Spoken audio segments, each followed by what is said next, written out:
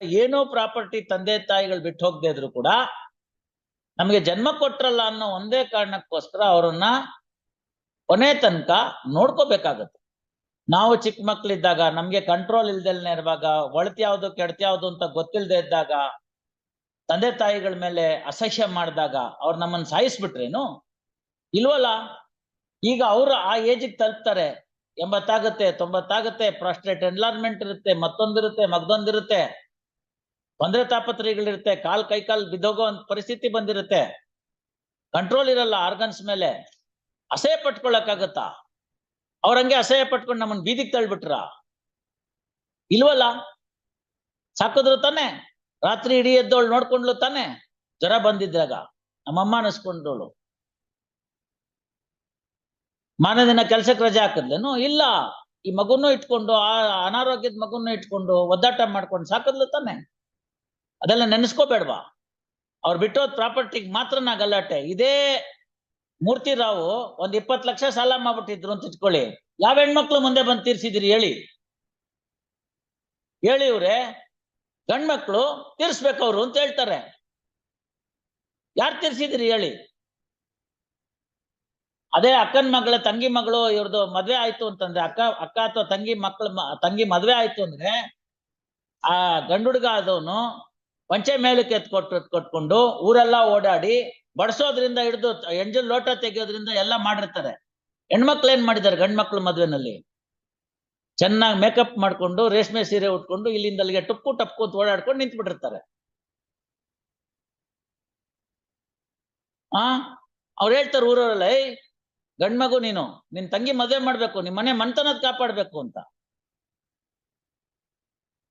ಆ ಸಿಸ್ಟಮ್ನ, ಆ ಸೊಸೈಟಿನ ಬರೇ ಒಂದು ಸೆಕ್ಷನ್ 6 ಹಾಳು ಮಾಡ್ಬಿಡ್ತು. Look at China, population explosion ಅನ್ಬಿಟ್ಟು the government put certain restrictions. Today there is a population decrease. China is feeling difficulty. Japan, China ಇಲ್ಲೆಲ್ಲಾನು ಮುದುಕರೇ ತುಂಬ್ಕೊಂಡ್ಬಿಟ್ಟಿದ್ದಾರೆ. ಇವಾಗ ಚೈನಾದವ್ರು ಹೇಳ್ತಾರೆ 3ನೇ ಮಕ್ಕಳು ಮಾಡ್ಕೊಂಡ್ರೆ ಗೌರ್ಮೆಂಟ್ ಕೆಲಸ ಕೊಡ್ತೀವಿ ಅಂತ. This is the result. So ಅದನ್ನ ನ್ಯಾಚುರಲ್ ಆಗಕ್ ಬಿಟ್ಬಿಡ್ಬೇಕು. ಗೊತ್ತಾಯ್ತಲ್ಲ? ಹುಲಿ 1 ಮರಿನೋ 2 ಮರಿನೋ 3 ಮರಿನೋ ಹಾಕುತ್ತೆ ಕಾಡಿನಲ್ಲಿ, ಜಿಂಕೆ 12 ಮರಿ ಹಾಕುತ್ತೆ. Look at the life cycle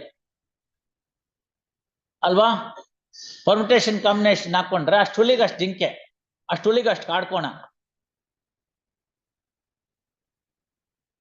ನಾವು ಆಲ್ಟರ್ ಮಾಡಕ್ ಹೋಗ್ಬಾರ್ದು, ಅದನ್ನ ಬಿಡ್ಬೇಕು ಅಷ್ಟಕ್ಕೆ. ನಾನು ಏನಿಲ್ದೆ ಹೋದ್ರು ನಿಮ್ಮನ್ನ ಈ ಭೂಮಿಗೆ ತಂದ್ರು ತಾನೆ. ಈಗಿನ ಕಾಲದ ಮಕ್ಳು ಕೇಳ್ತಾರಲ್ಲ, ಅವೆಲ್ಲ ಏನೋ ಟಿವಿ ಸೀರಿಯಲ್ಗೆ ಪಿಕ್ಚರ್ಗೆ ಚೆನ್ನಾಗಿರುತ್ತೆ. ನಿಮ್ ತೀಟೆಗೆ ನೀವು ನಮ್ಮನ್ನ ನುಡ್ಸುದ್ರಿ, ನಾವೇ ನುಡ್ಸುವಂತ ಅಪ್ಲಿಕೇಶನ್ ಹಾಕೊಂಡಿದ್ವಾ ಅಂತ. ಅದೇ ಮಾತನ್ನ ಅವನ್ ಮಗಳು ನಾಳೆ ಬೆಳಗ್ಗೆ ಕೇಳಿದಾಗ, ಅವನ್ ಮಗ ಕೇಳಿದಾಗ ಅವ್ನಿಗೆ ಗೊತ್ತಾಗುತ್ತೆ ನೋವು ಎಷ್ಟು ಅಂತ. Procreation is one of the important significant factor of the institution called marriage. ಗೊತ್ತಾಯ್ತಲ್ಲ? ಮಾತಾ ಪೂರ್ವ ರೂಪಂ ಪಿತೋತ್ತರ ರೂಪಂ ಅಂತ ಹೇಳ್ತಾರಲ್ಲಿ. ಮಾತಾ ಪೂರ್ವ ರೂಪಂ ಉತ್ತರ ರೂಪಂ ಪ್ರಜಾಸಂಧಿ ಪ್ರಜನನಂ ಸಂಧಾನಂ ಅಂತ ಅನುಶಾಸನ ಎಷ್ಟು ಕ್ಲಿಯರ್ ಆಗಿ ಹೇಳ್ಬಿಟ್ಟಿದ್ದಾರೆ ನೋಡಿ. So procreation is one of the important and fundamental and significant factor of a institution called marriage. Otherwise, one day the whole system will come to an end. Whole generations will come to an end. ಇಬ್ರನ್ನ ಒಂದೇ ಶಾಲೆಗೆ ಹಾಕಿ ಇನ್ನೂ ಒಂದ್ ಹೆಜ್ಜೆ ಮಗಳನ್ನ ಚೆನ್ನಾಗಿ ನೋಡ್ಕೊಂಡಿದ್ದೀನಿ. ಆತರ discrimination ಮಾಡು ಅಂತ ಯಾರು ಹೇಳಿಲ್ಲ. ಯಾಕೆಂದ್ರೆ ಮಗಳನ ಮುಖಾಂತರ ಕನ್ಯಾದಾನದ ಫಲ ಸಿಗುತ್ತೆ ತಂದೆಗೆ. 21 ಪಿತೃಗಳು, 21 ತಲೆಮಾರು ಇರುತ್ತಲ್ಲ ಅಪ್ವರ್ಡ್ಸ್, ಒಂದು ಕನ್ಯಾದಾನದಿಂದ ಅವ್ರಿಗೇನಾದ್ರು ತಿಥಿಪತಿ ಆಗಿಲ್ದೇರೆ ಅವರೆಲ್ಲ ಮೋಕ್ಷಕ್ಕೆ ಸೇರ್ತಾರೆ ಅಂತ ನಂಬಿಕೆ. ಗಂಡೆತ್ಕೊಂಡ್ರೆ ದಾನ ಇಸ್ಕೊಳ್ಳೋದಷ್ಟೇ ಹೊರ್ತು ಕೊಡೋದಿಲ್ಲ. ಅರ್ಥ ಆಯ್ತಲ್ಲ? ಇವೆಲ್ಲ ಇದೆ, ಅವೆಲ್ಲ ಇತ್ತು. ಮೇನ್ ಸಿಂಧುಲ್ಲಾ ತೆಗೆದ್ ನೋಡಿ, ಅದೆಲ್ಲ ಎಷ್ಟು ಚೆನ್ನಾಗಿ ಡೀಲ್ ಮಾಡ್ತಾನೆ ಅಂತ. ರಾಘವಾಚಾರ್ಯಲ್ಲೂ ಇದೆ. You should read that portion. ಅದಕ್ಕೆಲ್ಲ ಅಂಕುಶ ಹಾಕ್ಬಿಟ್ರು 56ರಲ್ಲಿ. ಆ ಓಲ್ಡ್ ಹಿಂದುಲಾನ 4 ಭಾಗ ಕಡ್ದಾಕ್ಬಿಟ್ರು. ಬೇರೆ ಯಾವ ಸಿಸ್ಟಮ್ಗೂ ಟಚ್ ಮಾಡ್ಲಿಲ್ಲ. ಟಚ್ ಮಾಡಿದವ್ರು ಬೇರೆಯವರಲ್ಲ, ನಮ್ಮವ್ರೇ. ಗೊತ್ತಾಯ್ತಲ್ಲ? ಕೊಡ್ಲಿ ಕಾವು ಮರಕ್ ನೋವು ಅಂತ ಗಾದೆ. ಕೊಡ್ಲಿ ಕಾವಿದೆಯಲ್ಲ, handle, that is made out of ಮರನೇ. ಮರಕ್ ನೋವು, ಅದರಿಂದ ತಾನೇ ಹೊಡಿತಾನವನು. So no other personal law system was tinkered in the 1956. It is only the Hindu law. ನಮ್ಗೇನಾಗ್ತಿದೆ ಅಂತಾನೆ ಗೊತ್ತೇ ಆಗ್ಲಿಲ್ಲ. ಆಗ್ಲೋ ರಾತ್ರಿ ಹೊಸ ಕಾನೂನು ಬಂದ್ಬಿಡ್ತು. ತಿಳಿತೋ ಇಲ್ವೋ? ಹೆಣ್ಮಕ್ಳು ನಮ್ಮವ್ರೇನೇನೆ, ನಮ್ ಜೊತೆಗೆ ಒಡಹುಟ್ಟಿದವ್ರು, ಕಷ್ಟಕ್ಕಾಗೋರು, ಬೆನ್ನಿಗೆ ಬಿದ್ದವ್ರು. ಬಾಂಧವ್ಯ ಕಿತ್ತಾಕ್ಬಿಟ್ವಲ್ಲ. ಹೋಗೆ ನಿಮ್ಮ ಅಪ್ಪನ ಮನೆಯಿಂದ ಏನ್ ತಂದಿ ಅಂತ, ಹೊಸ ಕಾನೂನು ಬಂದಿದ್ಯಂತೆ ಅಂತ, ನೋಟಿಸ್ ಕೊಡು ಅಂತ ಓಡಿಸಿದ್ರು. ನೋಟಿಸ್ ಬಂತು.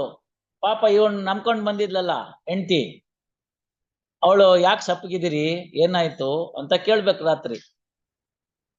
ಇಲ್ಲ, ಹಿಂಗೆ ನಿನ್ನ ಅತ್ತಿಗೆ ನಾದ್ನಿ ಈ ತರ ನೋಟಿಸ್ ಕಳ್ಸಿದ್ದಾರೆ ಅಂತ. ಯಾಕಂತೆ ಅಂತ, ಹಿಂಗೆ ಅಂತ. 2 ದಿನ ಸುಮ್ನಿದ್ದ ಗಂಡ. 3ನೇ ದಿನ ಯೋಚನೆ ಮಾಡ್ದ, ನಿಮ್ಮಪ್ಪನ ಮನೇಲಿ ಏನೇನಿದೆ ಅಂತ. ಆಯ್ತಾ ಇಲ್ಲ? ಈ ಕಡೆ ಪ್ಲೈಂಟಿಫ್ ಲಾಯರ್, ಆ ಕಡೆ ಡಿಫೆಂಡೆಂಟ್, ಈ ಕಡೆ ಡಿಫೆಂಡೆಂಟ್ ಲಾಯರ್, ಆ ಕಡೆ ಪ್ಲೈಂಟಿಫ್. ಸರಿ ಹೋಯ್ತಾ ಇಲ್ಲ? ತಪ್ಪು ಇವ್ರೆ. ಗೊತ್ತಾಯ್ತಲ್ಲ? ತಗೊಳ್ಳಿ, ನಿಮ್ಗೇನ್ ಬರ್ಬೇಕು ಅದ್ ತಗೊಳ್ಳಿ. ಮೂರ್ತಿ ರಾವ್ ಏನಾದ್ರು 20-30 ಲಕ್ಷ ಸಾಲ ಬಿಟ್ಟು ವಿನಿವಿಂಗ್ ಶಾಸ್ತ್ರಿ ಆಗಿದ್ದಿದ್ರೆ ನೀವ್ ಯಾರು ಆ ಕಡೆ ದಿಕ್ಕಿಡ್ತಿರ್ಲಿಲ್ಲ. ನನ್ನ ಹೇಳಿದ್ರು ನೋಡಿ, ಸಾರಾದವನ ಅದೆಷ್ಟೋ ಕೋಟಿ ಆಸ್ತಿ ಬಿಟ್ಬಿಟ್ಟಿದ್ದ, ಅವನ ತಿಥಿಗೆ ಯಾರು ಬರ್ಲಿಲ್ಲ ಅಂತ. ಅಷ್ಟೋ ಕೋಟಿ ಆಸ್ತಿ ಅಲ್ಲ ಅದು, ಅಷ್ಟ್ ಜನಕ್ಕೆ ನಾಮ ಹಾಕ್ಬಿಟ್ಟಿದ್ದ ಅವನು, ಅದಕ್ಕೆ ಯಾರು ಬರ್ಲಿಲ್ಲ. ಇದೆಲ್ಲ ತಪ್ಪಿದು. ಕೇಳಿ, ಅವ್ರಿಗೇನ್ ಬೇಕೋ ತಗೊಳ್ಳಿ. I am not saying for A moment the female members should be denied their rights. They are entitled for the rights as if they are the co-partners. As per the Vinita Sharma, you are entitled to take it. You can also take it. ಹೆಂಗು ಜೈರಾಮ ನಿಮ್ಮಂತೆ ಇದ್ದಾನೆ, ದ್ವಾರಕನು ನಿಮ್ಮಂತೆ ಇದ್ದಾನೆ, ರಾಘವೇಂದ್ರ ನಿಮ್ಮಂತೆ ಒಪ್ತಿಲ್ಲ, 2ನೇ ಹೆಂಡತಿ ಮಗ. ನೋಡ್ಕೊಳ್ಳಿ, ಅವ್ರಿಗೆ ಹೇಳಿ. ಇಲ್ಲಿ ಶೇರ್ ಮಾಡಕ್ ಅವೆಲ್ಲ ಆಗಲ್ಲ. That is not the subject matter of the suit here. ಗೊತ್ತಾಯ್ತಲ್ಲ? Let us see. ಮಾಡ್ತಿದ್ದೆ, provided they are all agreeable.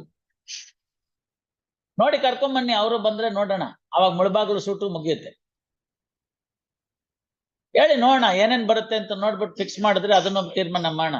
Keep all the parties present. ಅಲ್ಲಿ ಇನ್ನೊಂದು ಬರ್ಕೊಮ್ಮ, ಅಲ್ಲಿ ಇನ್ನೊಂದು ಲೈನ್ ಬರ್ಕೊಳ್ಳಿ. Released on 7/12, parties are directed to be present before the court for exploring the possibility of the amicable settlement, including the rights of the female heirs. ತೃಪ್ತಿ ತಾನೆ? ಮುಗಿತು.